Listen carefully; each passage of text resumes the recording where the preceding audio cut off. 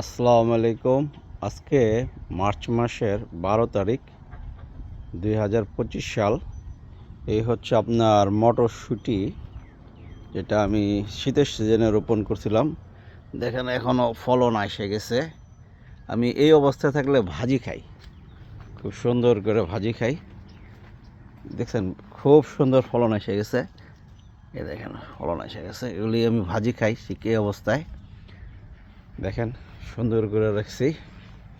এটা হচ্ছে টমেটো কদু গাছের মাচার নিচে আর কি আমি করছি। আর ওইটা হচ্ছে আমার উলট কমল গাছ, সে ঘুমিয়ে আছে, সে আস্তে আস্তে নতুন করে শ্যুট করবে সব কিছু।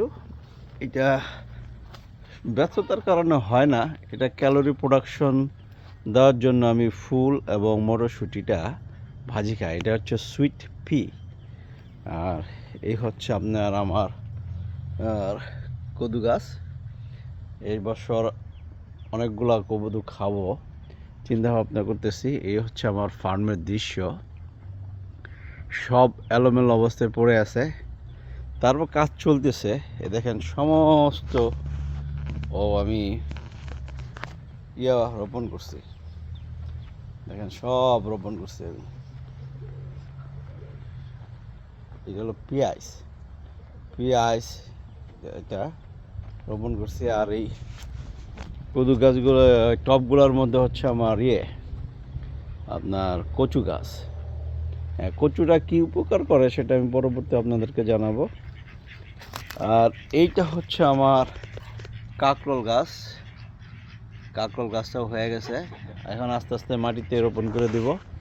আর ওটা হচ্ছে আমার কনস্ট্রাকশন কাজ চলতেছে, আমার নতুন একটা দেশি হাঁসের ডিম খাওয়ার জন্য খাঁচা আর কি। আমি এতটুকু চাই কাজ এই জন্য বানাই জানি র্যাকুন ধরতে না পারে, র্যাকুনের জন্য আমি এতটুকু উপরে তৈরি করি। এটা হচ্ছে আমার দেশি আলু। এটা আমি দেশি আলু রোপণ করছি, দেশি আলু। এটা হচ্ছে যে আমাদের দেশি ধনিয়া পাতা, এটা হচ্ছে দেশি ধনিয়া পাতা। আর এটা হচ্ছে আমার স্প্র্যাগ্রাস। দেখেন আপনাদের শুটটা দেখাচ্ছি, এই যে দেখেন স্প্র্যাগ্রাস, দেখছেন এই যে স্প্র্যাগ্রাস। এটা আমি ভাজি খাই। এটা খেলে আপনার হয় না যে কিডনিতে পাথর জমে না। দেখেন তো চিনতে পারতেছেন কি এটা কি গাছ? এটা হচ্ছে আমাদের এখানে বিলাতি ধনেপাতা বলে, সেটা আমি রোপণ করছি। এবং এটা সিম গাছ, একটা জনপ্রিয় সুন্দর গাছ। দেখেন তো এটা কেউ চিনেন কিনা। আর এটা হচ্ছে আমার দেশি মরিচ গাছ, আসতেছে আস্তে আস্তে। এই যে আমার দেশি মরিচ গাছ আস্তে আস্তে আসতেছে। দেশি মোরগটারে দেখাচ্ছি, এই দেশি মোরগ এটা আমার। এরকম আমি এই রোজার জন্য 10টা মোরগ নিয়ে আসছিলাম। হ্যাঁ, 10টা, খুবই বড়, একটা 8 কেজি 9 কেজি করে আর কি। তবে কোথাও যায় না, এরা খুবই ভালো ভদ্র।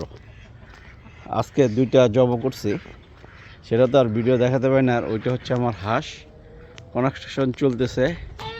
এটা হচ্ছে আমার কোয়েলের খাঁচা, কাজ চলতেছে। আর এটা হচ্ছে আমার মোরগ। দেখতে এরকম আমি 12টা মোরগ আর কি, 10টা 12টা মোরগ নিয়ে আসছিলাম জব করে রোজার সময় খাওয়ার জন্য। আর এটা হাঁসের ডিম খাই আমি শীতের সিজনে, আমার ভালোই লাগে। আর এটা কোয়েলের কনস্ট্রাকশন চলতেছে, পুরন খাঁচাটা ভেঙে আর একটু ভালো করে রিপেয়ার করে করতেছি। আপনারা দেখেন মাটির থেকে এটা কতটুকু উঁচায়।